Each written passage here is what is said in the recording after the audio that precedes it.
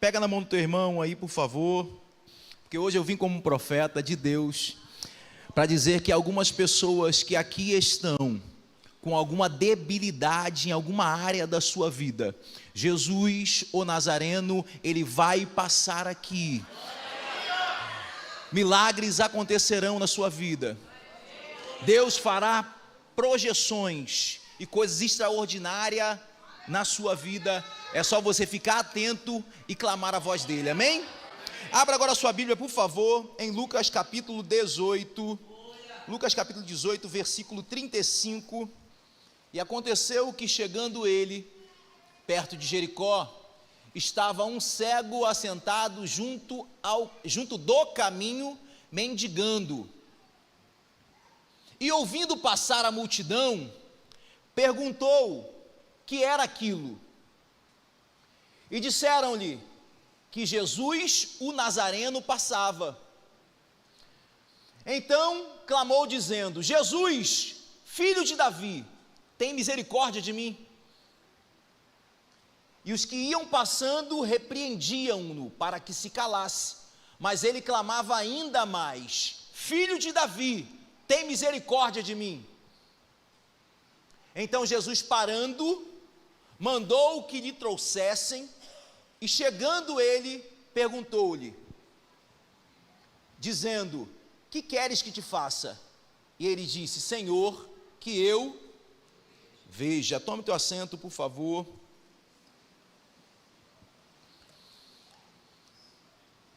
Alguns historiadores dizem que esse homem ficou cego devido a uma condição anterior ligado ao seu pai. Já tem pessoas que dizem que ele, na verdade, nasceu cego. Eu não quero me ater a essa situação, e nem a questão do nome dele, que nessa versão não menciona o nome dele, mas nós conhecemos ele como Bartimeu. Eu não quero me ater a isso, tá? Não que isso não seja algo que errado, não está ligado a isso, eu só simplesmente não quero me ater a essa situação, eu quero me ater à condição dele. Eu preciso que todos entendam que este homem é uma pessoa que não vive algo comum como nós vivemos,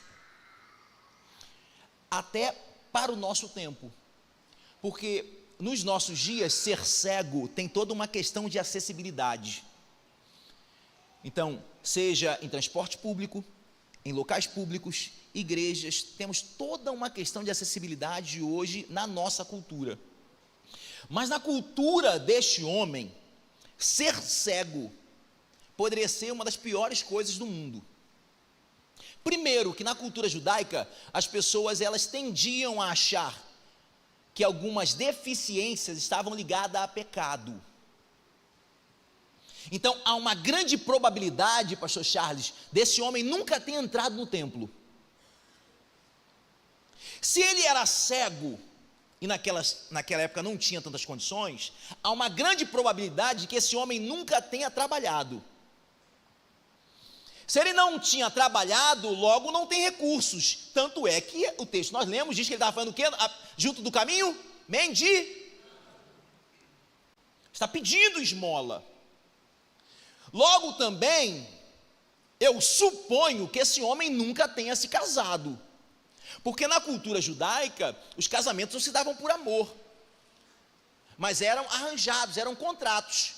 Um pai nunca daria a mão da sua filha para um homem cego que não tinha trabalho.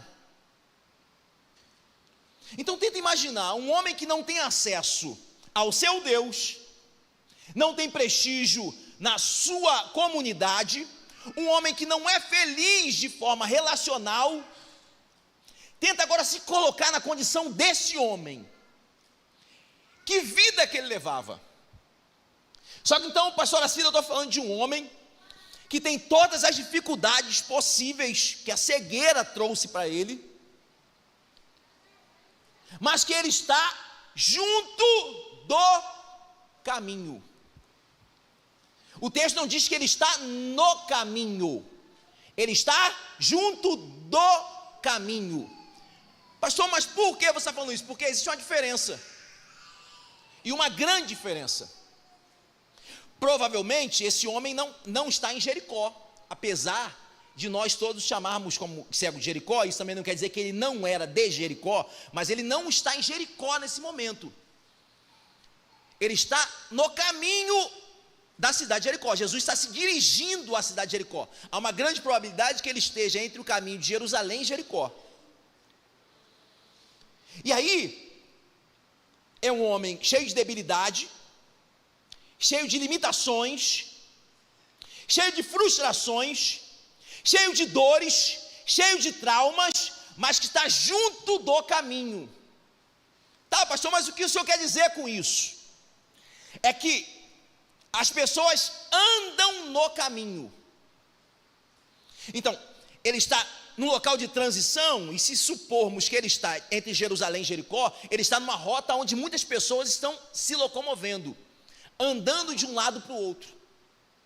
E aí tem pessoas que têm debilidades, fraquezas, algumas deficiências, e por causa das suas limitações, estão paradas no caminho, tentando impedir quem está transitando de um lado para o outro.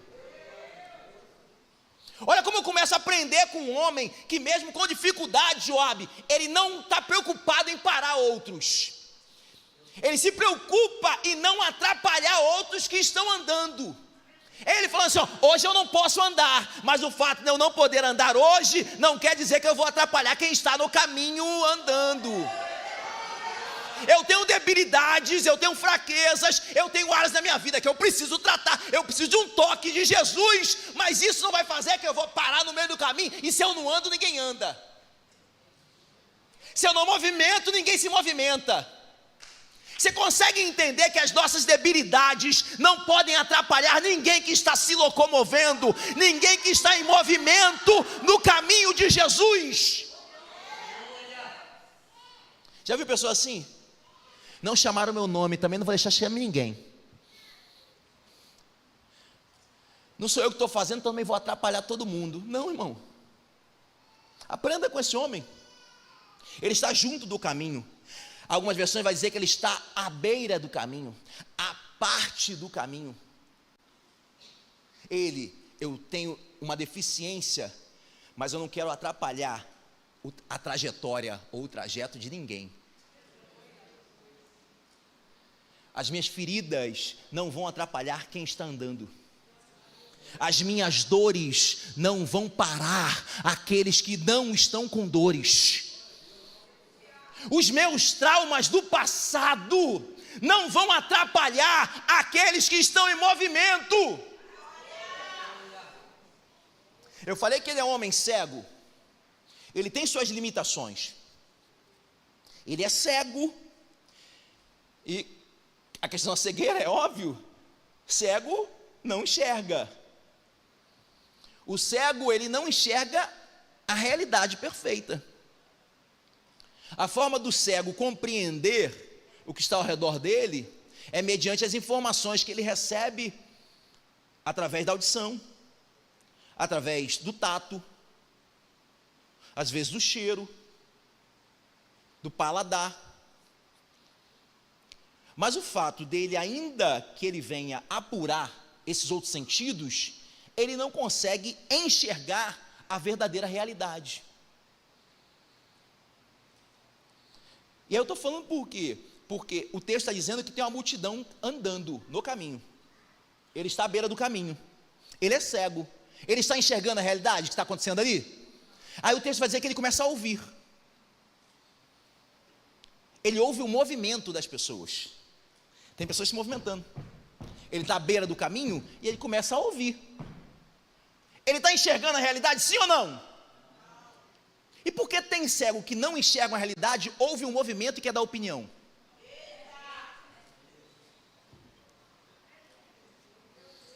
Tem pessoas que não estão enxergando a realidade, mas qualquer movimento que ouvem, querem dizer o que está acontecendo. Mas está enxergando? Não, eu sou cego, eu estou cego no momento.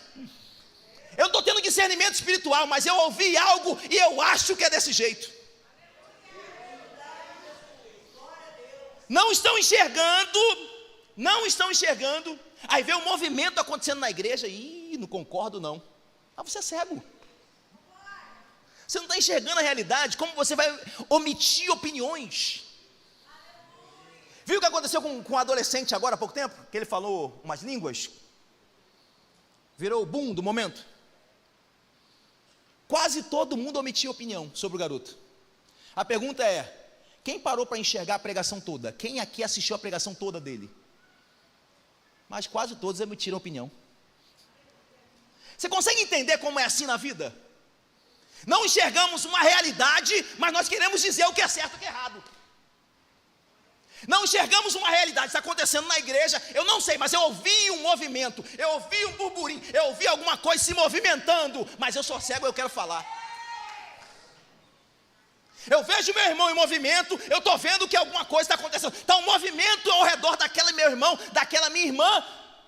Eu sou cego, mas mudou a visão. Não, você que não está enxergando. Para de omitir opiniões sobre aquilo que você não está enxergando, ainda que não seja no momento. Talvez você não é cego de forma definitiva, mas naquele momento você está cego.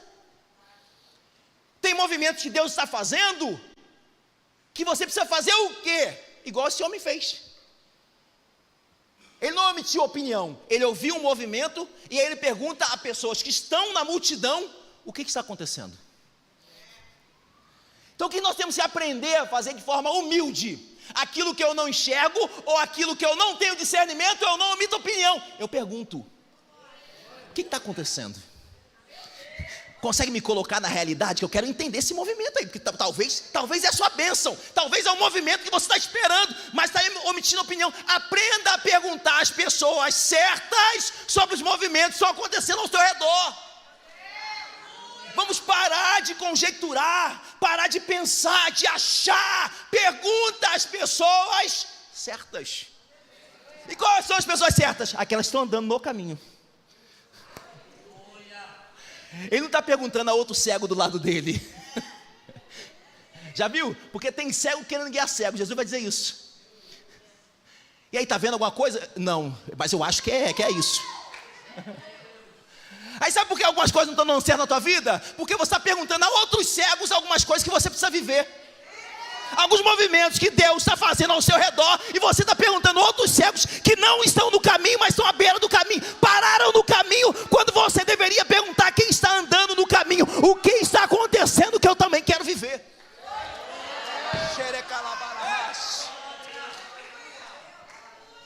Aprenda a perguntar as coisas certas às pessoas certas. Aí respondem a ele. O que respondem a ele, Leandro? É Jesus, o Nazareno. Calma aí. Pessoas que estão seguindo a Jesus no caminho, mas que não conhecem quem ele é. Que diminui quem ele é. Está um cego perguntando. Aí ele pergunta às pessoas certas. O que está acontecendo? É Jesus, o Nazareno. E por que eu estou falando isso? Porque em algumas outras passagens vão ver. Pode vir alguma coisa boa de... E quem está aqui, eles estão respondendo, é Jesus de... Então eles estão falando assim, ó, quem está andando aqui é um homem de um lugar desprezado, que não pode vir coisa boa nenhuma. Mas esses homens estão à beira do caminho? Eles estão andando junto com ele. Está no caminho, seguindo ele, mas no fundo não conhece quem ele é. Vem à igreja todo domingo, vem toda quarta, vem trabalho de oração, vem seminário, vem conferência, anda com ele, serve, coloca colete, está nas escalas, mas não sabe ainda que ele é o Todo-Poderoso, o qualifica como um pequeno de Nazaré. Você conhece pessoas assim? Que andam com Jesus, andam, estou falando, pisando pelo mesmo caminho, está seguindo ele, está andando atrás dele, serve na igreja, ajuda pessoas, para dar atenção até pessoas necessitadas. É uma pessoa boa, tem um coração bom, tem um coração voluntarioso, mas no fundo não conhece quem é ele. Vem para a igreja, ora, mas no fundo não conhece. não sabe que ele tem o poder para mudar o seu problema, não sabe que ele é um todo-poderoso, que tem condições de fazer o sobrenatural. Ora a ele, mas não acredita no fundo que ele tem o poder para reverter as coisas que você está vivendo. Pede a ele, ora, clama a ele, mas no fundo não acredita que ele tem o poder para reverter o teu casamento, porque o qualifica como Jesus de Nazaré. E assim, irmãos, está assim de gente no caminho, ó. Está assim de gente, ó, andando atrás dele, vendo os milagres que ele está fazendo na vida dos outros, mas no fundo não conhecem. E por que não conhecem? Porque andam atrás dele, mas não têm relacionamento com ele. Andam atrás dos movimentos que ele faz, dos toques que ele dá, dos milagres que ele exerce, mas não senta à mesa para comer pão e beber água com ele. Não senta à mesa para aprender dele. Só estão no caminho. E aí, se eu estou só andando atrás dele, aquilo que sai da minha boca quando deveria ser palavras de vida, desorientam cegos que estão à beira do caminho.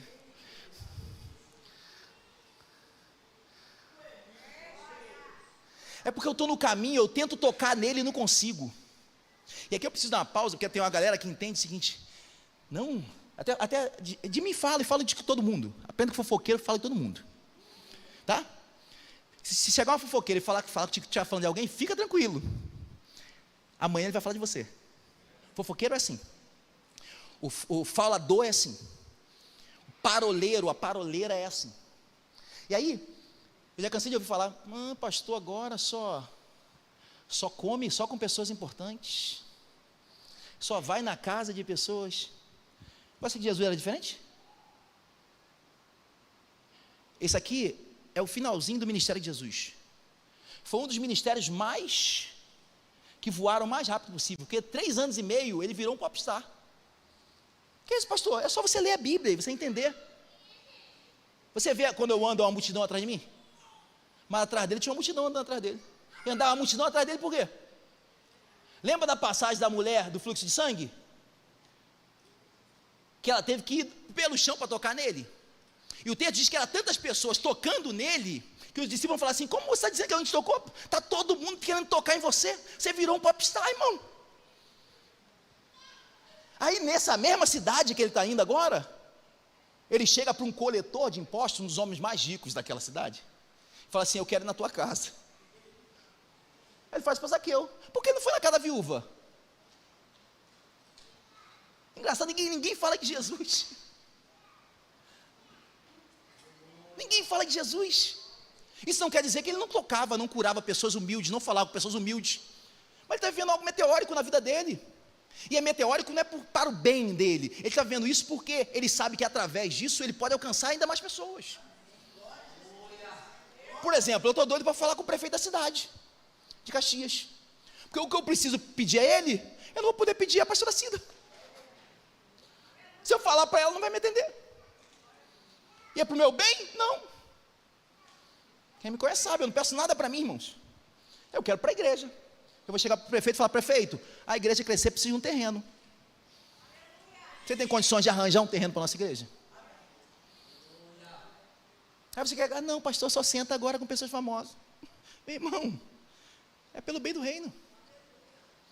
É pelo bem do reino. Entenda que Jesus está vivendo esse momento aqui. E aí tem pessoas que estão ali andando, seguindo, falando assim: mas eu não consigo tocar nele. As minhas petições nunca são atendidas. Ele não tem tempo para mim. Irmão, toca nele. Quem quer, consegue tocar. É porque tem pessoas que estão no caminho que estão querendo atenção exclusiva de Jesus. Para com isso. Se for necessário, se joga no chão, se arrasta, toca só na veste dele, porque só em tocar nas vestes dele sai virtude.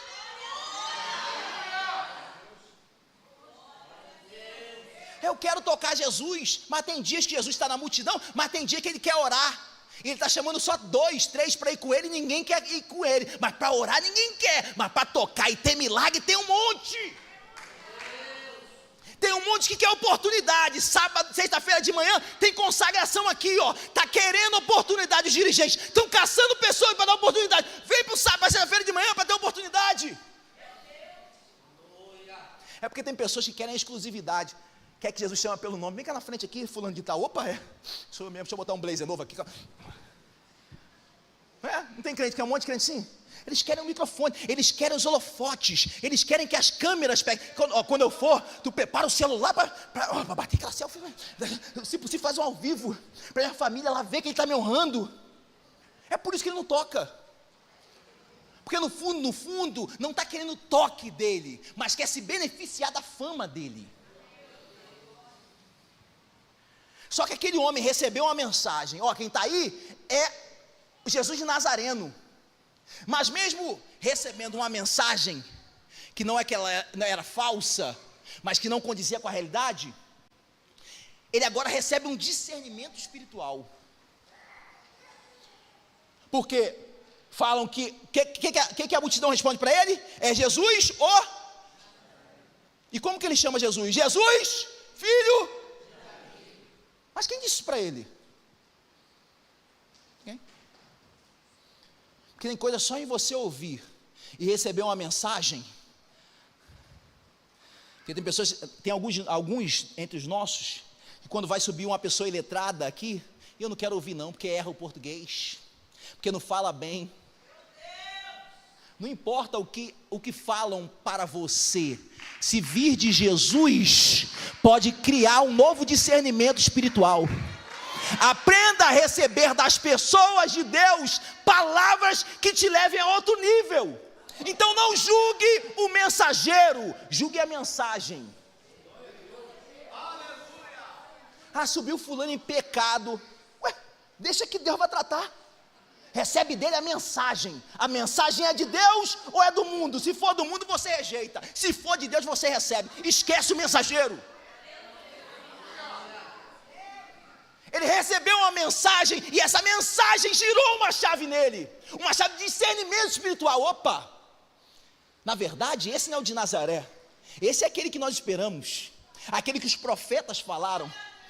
É dele que descende o trono, ele é o Messias aguardado. Aí gera uma força nele e ele grita: Jesus, filho de Davi, tem misericórdia de mim.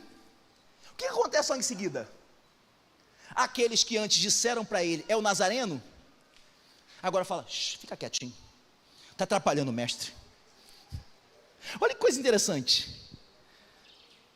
Enquanto são cegos, alguns que estão no caminho dão atenção, querem tirar dúvidas, querem cuidar, querem consolidar. Mas depois que saem da condição de cego para uma pessoa de fé, nós queremos calar.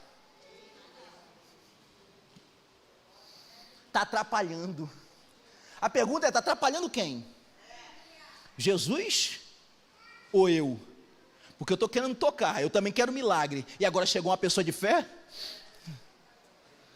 Você viu o que isso acontece na igreja, Ramon? Apareceu alguém de talento, só que antes não tinha talento, antes era só um cego, era só uma pessoa que estava carecendo de Jesus. Aí é quem te recebe, com aquele carinho, com aquele sorriso: quer tomar um cafezinho? Vem cá, meu irmão, eu vou arranjar um lugar para você. Aí depois a chave vira dessa pessoa, aí vira não mais um cego, já não é mais um cego, uma cega, agora virou um homem, uma mulher de fé. Aí não, é mais um, vai disputar com o meu milagre que eu estou precisando. Não, calma, eu vou atrapalhar. Fica quietinho, está atrapalhando o culto, seu glória está muito alto, está se movimentando muito, você se levanta e atrapalha onde vê o culto, tudo você dá glória a Deus, tudo você dá aleluia, em toda escala você quer servir, sempre como voluntário você se oferece. Ei, dá uma paradinha aí, você está muito veloz, está atrapalhando quem? Quando que clamar o mestre atrapalha? Está atrapalhando quem? Quem está sendo atrapalhado nesse momento? E nós temos essa tendência a, quando é uma pessoa desvalorizada, nós abraçamos, queremos cuidar, queremos fazer tudo. Mas quando Jesus transforma essas pessoas, e tem algumas pessoas que Deus transforma de forma rápida, viu? Tem pessoas que Deus traz para cá e dá um salto. era cego há pouco tempo, depois já está um obreiro. Aí tu fala assim, meu Deus, já está obreiro, já está na minha frente. Antes você cuidava, agora você está virando uma pessoa que está disputando com outras. Virou opositor. E entenda uma coisa, porque tem pessoas que estão reclamando de oposição. Eu vou parar, porque tem um monte de gente falando no meu respeito. Eu vou desistir, eu vou entregar, eu vou sair da igreja, porque fulano está falando, ciclano está falando. Entenda uma coisa, depois que você recebe um discernimento, a oposição vai acontecer mesmo. E quando chega a oposição, é um sinal de Deus que tem milagre a caminho da tua vida. Você acha que o diabo vai querer se opor àquelas pessoas que não tem nada a oferecer para Deus? Toda oposição é um sinal de manifestação de Deus à frente. Lembra de Neemias? Quando ele começa a construir o muro, o que acontece? Logo se apresenta Sanbalate e Tobias para tentar parar aquilo que Deus já estava fazendo. Pare de reclamar de pessoas que te perseguem. Pare de reclamar de fofoqueiros que ficam falando de você. Pare de reclamar de indiretas que jogam nas redes sociais sobre a tua vida. Pare de reclamar de parentes de longe, mas que ficam falando de você e te invejando. Isso é só um sinal daquilo que Deus já está para fazer. E outra coisa, o nível da oposição, da resistência, é sempre o nível daquilo que Deus vai te elevar. Quanto mais levantes vierem contra a tua vida, é um sinal daquilo que Deus quer te levar de nível. Tá, pastor, então o que eu devo fazer na oposição? Ou contra a oposição? Já entendi que levantam opositores, o que eu devo fazer? Eu devo responder eles à altura? Porque afinal de contas eu recebi um novo discernimento espiritual. Eu era cego, agora eu já entendi que ele não é o Nazareno, ele é o filho de Davi. Eu tenho um discernimento espiritual diferente, Marcelo, agora. Se falar, então eu vou falar também? Não. Pare de perder tempo com aquilo que não é o teu propósito. Pare de perder tempo batendo boca, jogando indireta para outras pessoas, quando você deveria estar focado no teu propósito. Qual era o propósito desse cego? Chamar a atenção de Jesus. Se ele para bater boca com os homens, Jesus, ele está no caminho andando. Você está parando de bater boca, Jesus está andando. E a cura? Nunca vai acontecer. Foca no teu propósito. Para de gastar energia com pessoas que só querem tirar a sua energia. Foca no seu propósito. O que ele faz então? Ele não grita com aqueles homens. Ele grita para o propósito. Tentaram calar ele. Ele tentaram me calar? O texto vai dizer que ele grita mais alto. Jesus! Filho de Davi! Fica quieto, não quero falar contigo não, filho. Eu tenho a misericórdia de mim! Ei, fala mais baixo. Então vou gritar mais alto. Jesus! Ao invés de você ficar trocando farpa com pessoas que querem te parar, dê mais força. Empregue mais energia. Grite mais alto. Clame mais alto. Clame mais vezes. Estão falando para você, para, ore mais. Estão dizendo, fica quieto, busque mais. Estão falando assim, está incomodando, jejue mais. Sirva mais, clame mais alto. Aprenda a empregar força no teu propósito. Não perca tempo com pessoas que querem te distrair. Porque o milagre está passando, e se você se distrair, já era. Perdeu a oportunidade. Eu estou falando isso porque você precisa entender que às vezes o que está tirando a nossa força não está lá fora não, está no caminho. Mas não é aquela pessoa, é o inimigo querendo tirar a tua atenção. Foque em Jesus. Ore para Ele. Mas é cego, pastor. Dirige a sua atenção para Ele. Grite mais alto. Clame mais alto. Eu estou orando, ore mais. Eu estou me consagrando, consagre mais. Pastor, eu estou jejuando, jejue mais. Sirva mais. O Senhor não está gritando. Mas uma coisa é linda, Daniel. Eu falei que Deus mudou o nível dele, correto? Jesus, ao só passar já mudou o nível dele através do discernimento. E aí ele está empregando mais força, clamando mais alto. Ou seja, ele não está gritando ao mesmo tempo. Passou algum tempo, ele gritou de novo. Então, no decorrer de que Jesus vai avançando, o tempo vai passando, ele vai empregando mais força. Mas o discurso dele é o mesmo.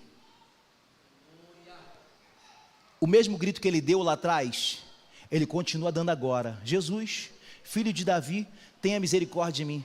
Pastor, eu não entendi. É porque tem pessoas que quando começaram, falavam baixinho. Mas falava, Jesus, filho de Davi, tenha misericórdia de mim. O tempo foi passando, Deus foi aumentando o nível. Pregava só na consagração. Aí passou pregando culto de quinta, passou pregando culto de domingo, passou a ter agendas abertas, passou a ter seguidores, likes. Aí tem pessoas que estão se deslumbrando com isso e o discurso tem mudado. Já não pregam mais as mesmas verdades que pregavam lá atrás. Tem alguns hoje que já viraram coach. Querem pregar só o psicológico. Mas eu aprendo com um cego que ele tem força. Ele emprega força. E conforme o tempo vai passando, o nível vai aumentando, o discurso dele é o mesmo, a mesma mensagem que eu pregava: Jesus, filho de Davi, tenha misericórdia de mim. Agora que eu estou lá na frente, agora que Jesus me exaltou, agora que Jesus tem aberto mais portas para mim, eu continuo pregando a mesma coisa: Jesus, filho de Davi, tenha misericórdia de mim. Sabe o que eu aprendo com esse homem? Eu não mudo a minha essência diante das portas que Deus abre para mim. Eu não mudo a estrutura diante das oportunidades que Deus me dá. Eu não mudo aquilo que Deus colocou no meu coração, a minha essência, quando eu era pequeno e agora que eu recebi de Deus uma nova estrutura, uma nova oportunidade, eu continuo falando a mesma mensagem: Jesus, filho de Davi, tenha misericórdia de mim. Não mude a sua essência. Eu profetizo que portas serão abertas diante de muitas pessoas aqui. Muitos ministérios serão alavancados. Deus vai levantar pregadores, homens de Deus, intercessores, pastores, mas você não vai se vender, a sua essência não vai ser transformada, a sua estrutura será a mesma, você continuará dizendo o mesmo discurso, a humildade sempre vai te seguir. Não mude. Você pode aplaudir ao Senhor? Não mude. Não mude.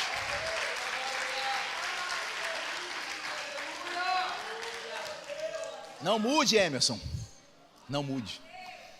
Precisamos pregar a mesma mensagem. Essa mesma essência que tem nos impactado enquanto somos pequenos, ela vai continuar sendo a mesma quando essa igreja tiver 10 mil membros. Nós seremos o mesmo. Nós seremos os mesmos. Continuaremos pregando o mesmo discurso: Jesus, filho de Davi, tenha misericórdia de mim. Jesus vai ouvir. Jesus para e manda chamá-lo. Deixa eu voltar um pouquinho.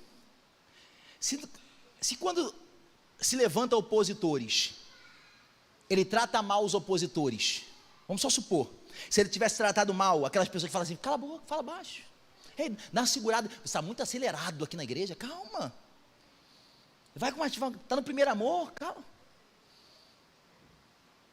Aí se você se troca com essas pessoas, se você é uma pessoa rude, se você é uma daquelas pessoas que humilha, o que aconteceria agora? Eu não entendi, pastor. É porque não foi Jesus que foi em direção ao cego. Jesus enviou mensageiros. Porque às vezes não entendemos, Jesus usou pessoas. Sempre o evangelho é isso, é pessoas que são usadas por Deus para tratar outras pessoas.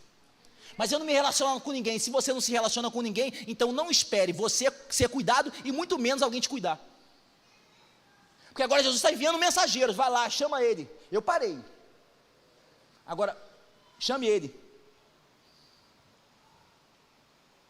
Manda chamá-lo. Você vê pessoas assim, que tratam mal outros, que sempre está falando mal de outras pessoas, arranjando intriga. Aí Jesus fala assim, vai lá, fala com ele.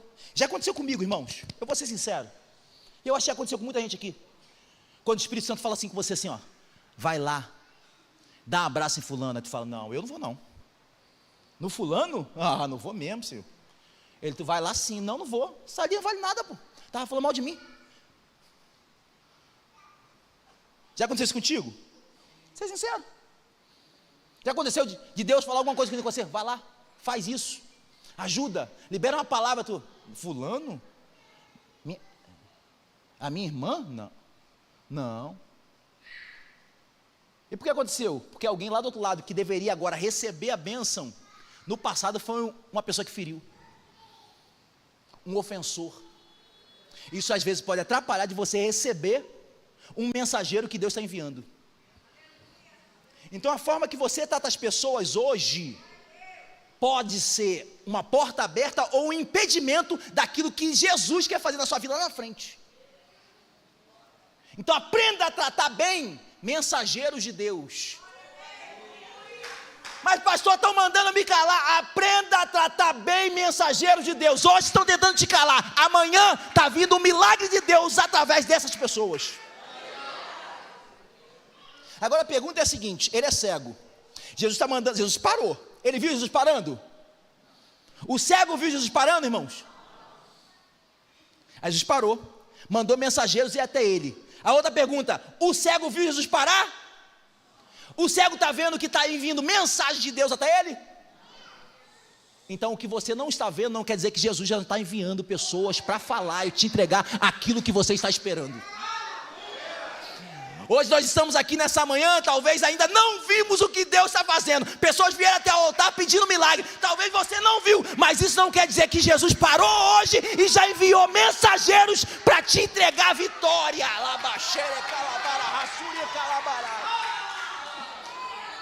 Eu estou dizendo que nessa manhã, Jesus já parou, já ouviu o teu clamor, já enviou pessoas, já enviou seres espirituais, já movimentou o céu para liberar. Você ainda não está vendo, mas o céu já está em movimento e indo na sua direção para fazer aquilo que Deus tem para fazer.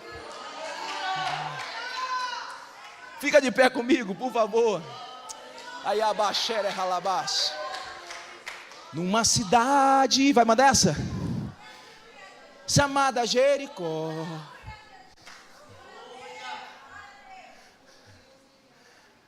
Jesus para, está enviando mensageiros. Mensageiros levam ele até Jesus. E eu até preguei sobre isso, algumas perguntas que Jesus faz, que às vezes parece para a gente que é brincadeira. Preguei aqui alguns meses atrás. Tem perguntas que Jesus nos faz, que parece que ele está brincando com a gente. Porque ele chega para o cego e fala assim: o que queres que eu te faça? Aí ele fala: você está de brincadeira, Jesus. Olha para a minha condição. Só em você olhar para mim, o senhor sabe o que eu estou precisando. Ei, Jesus não te faz pergunta porque ele não te conhece. Ele te conhece. Ele conhece você mais do que você se conhece. Ele sabe quem é você, ele sabe como você chegou aqui até hoje, ele sabe das noites que você não tem dormido, dos choros, ele conhece você. O objetivo dele fazer perguntas não é para te conhecer, é para que você se reconheça. Porque tem momentos que nós estamos tão extasiados com aquilo que ele já está fazendo, só no fato dele nos chamar, que às vezes nós esquecemos a nossa condição. E às vezes até nós não sabemos o que pedir a ele. Tem vezes que Deus manda te chamar e você está pedindo coisas para ele que passa como bens materiais, porque nós esquecemos quem é ele, Isaac. A gente fala: Senhor, eu quero uma casa própria. É como se ele falasse assim: você está diante de Deus e está me pedindo uma casa. É isso mesmo que você quer? E aí isso demonstra onde está o nosso coração. Então Jesus já está fazendo perguntas para que nós venhamos a entender quem nós somos. Cegos. Precisamos que Ele abra os nossos olhos. E eu sei que tem pessoas aqui que já enxergaram um dia, mas hoje estão na condição de cegos. Jesus está perguntando: você quer o que de mim? Você quer a minha mão? Ou você quer que eu toque na sua deficiência? Eu estou falando isso por quê, Janiele? Porque depois da cura, que ele se encontra com Jesus, ele é curado imediatamente, e logo em seguida ele não sai correndo maravilhado com aquilo que Deus fez. O texto vai dizer que ele passa a seguir Jesus. Então Jesus, ele sonda o nosso coração, ele sabe por que você quer. A grande questão é: você sabe o que você quer de Deus? Porque tem pessoas pedindo ministério, e Jesus está falando assim: você sabe o que você está pedindo para mim? Você sabe a realidade que você está e o que você está pedindo? Sabe o que vai implicar em eu te tocar e fazer isso que você está pedindo? Você está disposto, disposta